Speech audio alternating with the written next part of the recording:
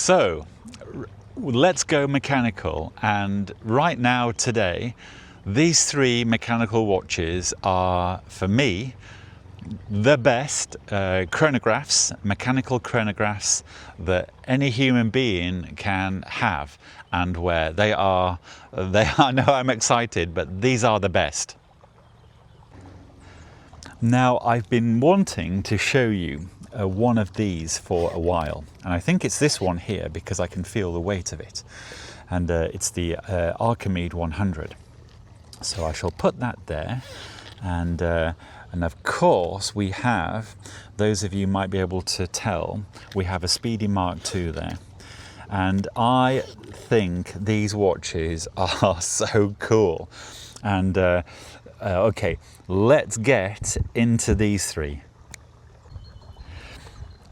Now, I'm probably a little biased, and if you've seen my other videos, there is a chance that you have seen these before. And the one that I think I've only shown once before is this one, the Archimede 100-year celebration GMT Valjoux 7750 based GMT. So this has the Valjoux 7754 chronograph movement with the GMT hand, and you can see it right there. And hopefully, the way I've got this color set up, that orange hand's going to pop. Look at that. Now, when I first saw the images of this watch, being a chronograph and having this very German pilot, look and feel to it, plus the additional complication of that GMT hand, I was completely taken because it's on a stainless steel bracelet like this, with this locking mechanism and the double push and the double button pusher release there, and of course the see-through the sapphire back into the engine room. I thought, this is everything that I want a stainless steel chronograph watch to look like and to be. This sort of the aesthetic of it, the way it looks, for me was absolutely spot on. Also 42 millimeters across, like the other two Speedies there. I'll get those in a moment, but this really was for me one of the, if I was designing my own chronograph, it would probably, well, I actually have done that, and it does look a little bit like this, but not the same. Archimede have got this, actually, because this is the 100-year special limited edition, actually I don't think you can buy this anymore, and there only were 60 of them made, so that's a very low production run. So this is quite a special watch, actually. But the design of it, the fact that it had a Valjoux 7754 GMT movement, is the thing that really got me. And I love it when we hear about brands making these in-house movements, and they're very good. And some of them are very good, I have to say that. But some of them have been a nightmare. These new in-house movements have caused nothing but returns, and it's because it's very difficult making an in-house movement. And of course, if you've made a brand new one, there are going to be little teething problems, and they will need to go back and be updated. But Valjoux 7750 movements have been around for 50 years, even longer, and this is technology that was designed, and there have been little changes over the years that have refined it and made it more reliable.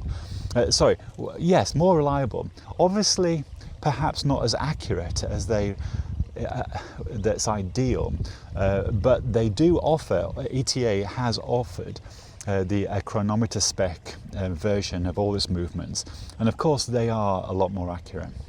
I think this is a chronometer spec, and when I have looked at it and noticed its accuracy, I did notice that it was within plus 1 second a day, which is rather fantastic. But I think when I had it with the face down, it might have been, you know, minus 1 second a day. So I was still really thrilled with that level of accuracy. It means that it has been calibrated, you know, at the factory, so that's very cool. But really, I think what we're talking about here is the thing just looks so good. It's the way it looks. This German, straightforward, very utilitarian, functional chronograph with the GMT. Absolutely fabulous. These large countersunk subdials. We've got the minutes for the chronograph at the top, hours for the chronograph at the bottom, and then running seconds. I love a running seconds, and I also love a date on the dial. I don't care what the watch is, I want a date. I don't know why, I just do. And the GMT function is a function that I will probably never ever use, but I still want it. I really do want it on the dial like that, in a different colour, so that it sticks out. Look how cool that is. And I do apologise, I'm fighting the wind at the moment. You can see, you might be able to see that.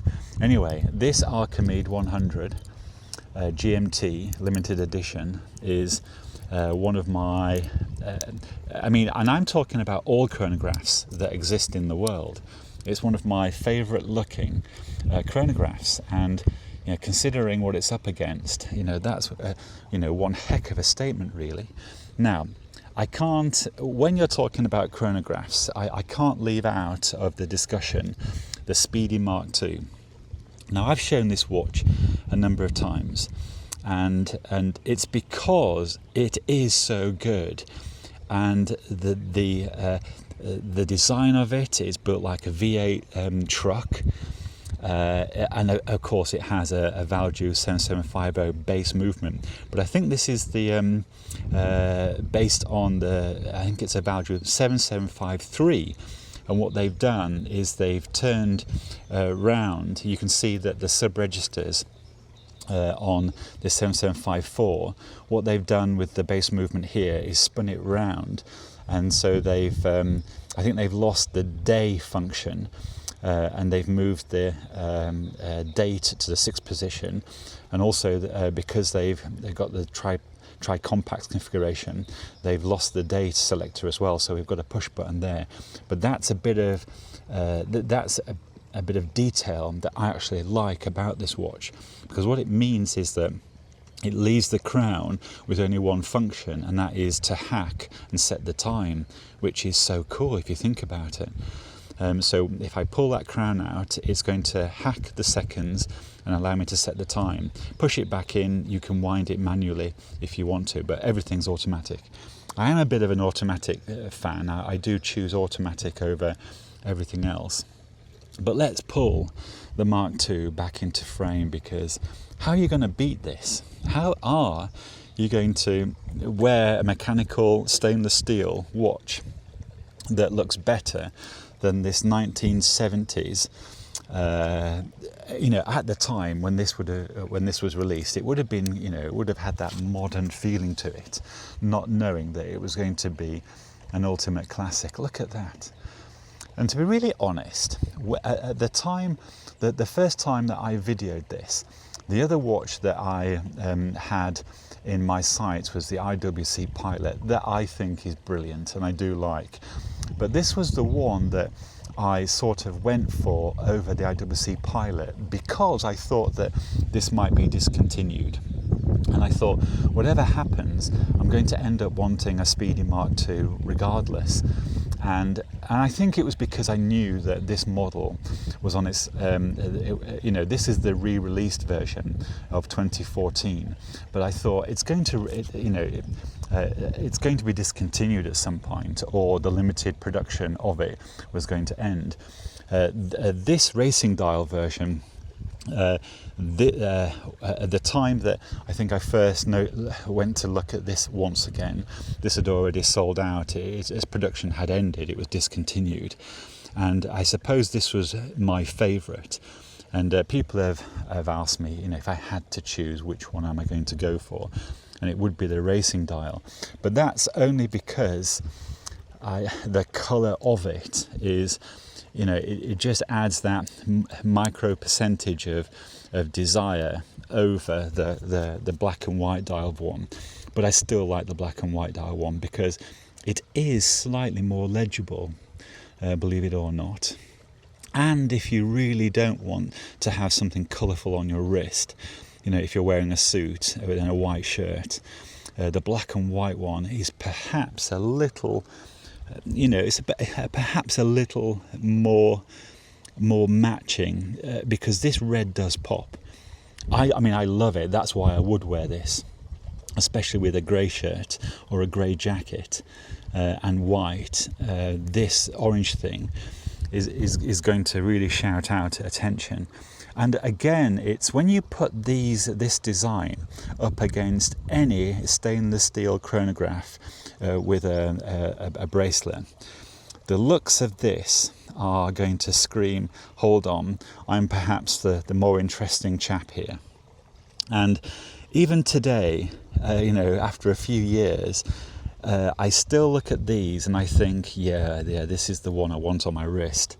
This is the watch to wear. You know, if I'm in that mechanical chronograph vibe, which does happen quite a lot. You know, for certain meetings and certain occasions, I do want to be. I want that on my wrist.